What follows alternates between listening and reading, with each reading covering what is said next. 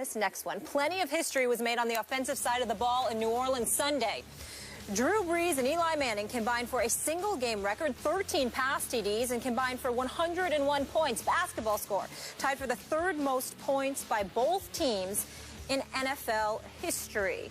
Stephen A., what was your takeaway from that ridiculous shootout? Honestly speaking, my takeaway from the game, the first thing that came to my mind was both defensive coordinators should be forced to fly commercial home. They shouldn't be allowed. I thought you were going to say they should be fired. No, because, I mean, obviously they ain't giving up 52 every week or 49 every week. But both defensive coordinators, Spagnuolo and, of course, Rob Ryan, should not even have been allowed. In Spagnuolo's case, don't even get on a team plane. In Rob Ryan's case, you know what? Just make him walk home. I mean, it's like literally, you literally owe your owners a check for this week, you know, because you clearly didn't show up on the job unless you apply for vacation and you tap it onto your vacation. You did nothing. There was no defense. I mean, the Giants' defense yesterday was so embarrassing. I mean, how many times did Drew Brees throw a touchdown? I know he had 7 touchdown passes, but how many times did he throw a touchdown pass? And you literally saw the Giants' defense looking around at one another like, what happened? You were supposed to be there. You were supposed to be. I mean, it's almost like they didn't show up to work. They just showed up in New Orleans for a game. And then the next thing you know, this kind of stuff happens. Of course, Drew Brees was sensational. Eli Manning showed up. Odell Beckham Jr. had a 100-yard-plus game. He showed up. We see what was happening here. But there was literally no defense. It looked like a Big 12 game for crying out loud. No defense whatsoever. And by the way, Tom Coughlin should be ashamed of himself, too. This man has a defensive background. This man has credentials. He's a 2-time Super Bowl champion. And talk about the identity of the New York Giants. When they won Super Bowls, it was all about their defense. With Parcells, with Tom Coughlin, okay? Led by Strahan or Justin Tucker or these boys. It didn't matter. You saw a defense.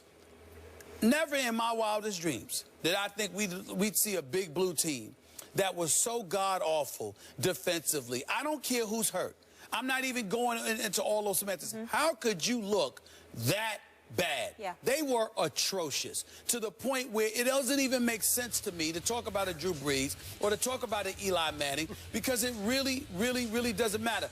This Giants team that I saw ain't winning the NFC East. It's not happening. You got to be able to play defense. It's now, to me, after yesterday's performance, it's back to being about Dallas and Philadelphia, more so Philadelphia than Dallas for obvious reasons, which we'll get into a little bit later. But in the end, the Giants, I don't care about their 4-4 record. I don't care about the fact that they're in first place.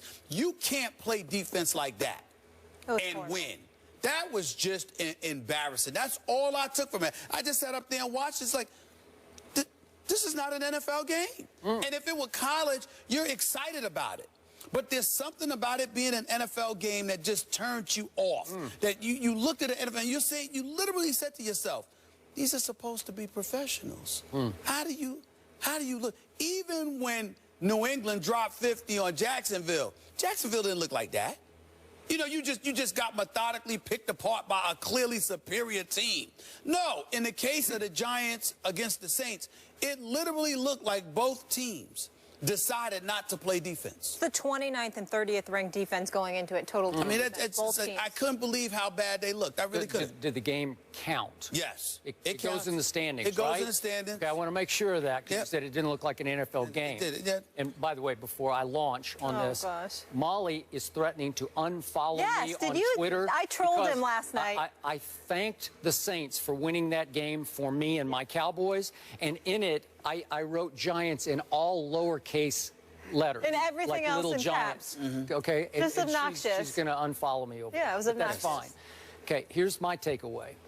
No team that gives up 52 points deserves to win the NFC East. I'm sorry, no team. Right. So that was my #1 takeaway. And #2, because the game did count in the standings, dropping the Giants to, what, 4-4? First place. Now, somehow, some way, God.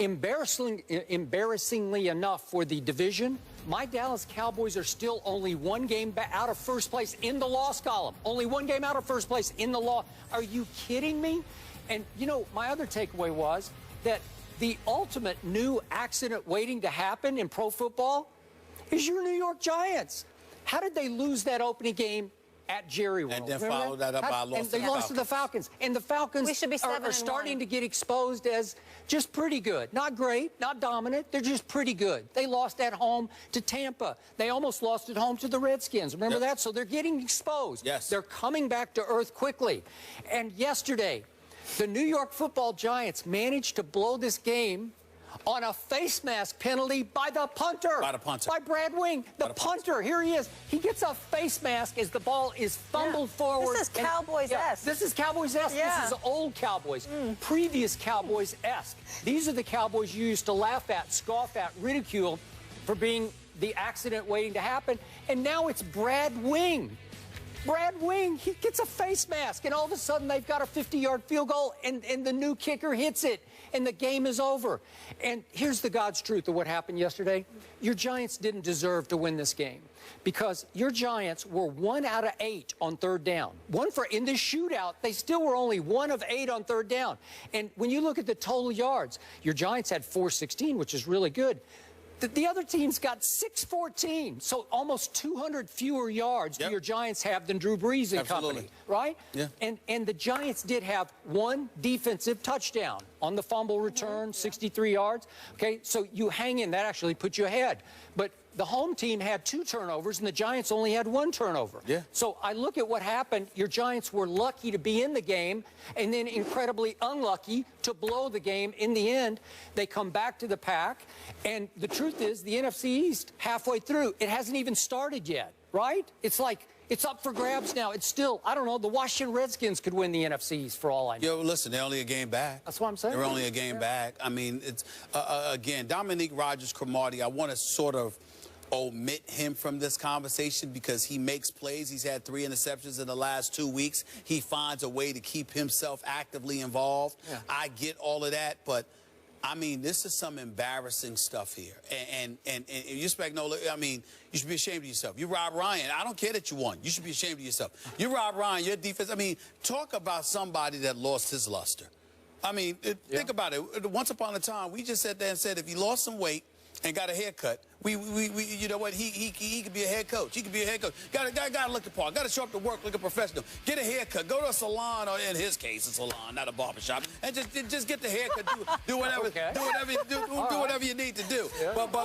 But then you look at this defense and the way that it has played, particularly yesterday too.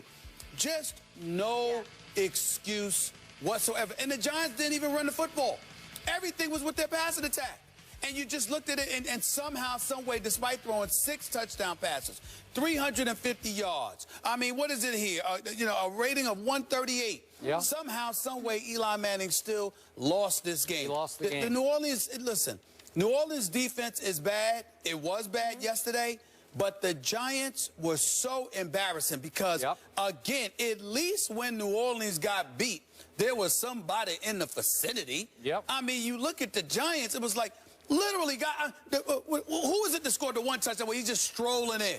When he just strolling, I mean, who was that? I mean, literally walking in, looking behind, and it's like, oh, there's nobody near me. Nobody's home. He literally could have walked the last 30 yards. Most yards allowed since 1943 by the Giants. I don't even understand it. I really don't understand it. He literally could have walked the last 30 yards. Yeah. Walked. Was that fun for you? Did you enjoy that? Great time. That was my great moment of the day. Yeah. How about those Cowboys? We'll talk about Colston. them. It was Colston. Yeah. I'm just saying. I just looking at it. He's like he couldn't believe how wide open he was. Yeah. It was just embarrassing, man. And like I said, it's an NFL game. You don't anticipate seeing something like that. That was just bad. Okay. As long as we don't have to talk about the Cowboys today, I'll be happier.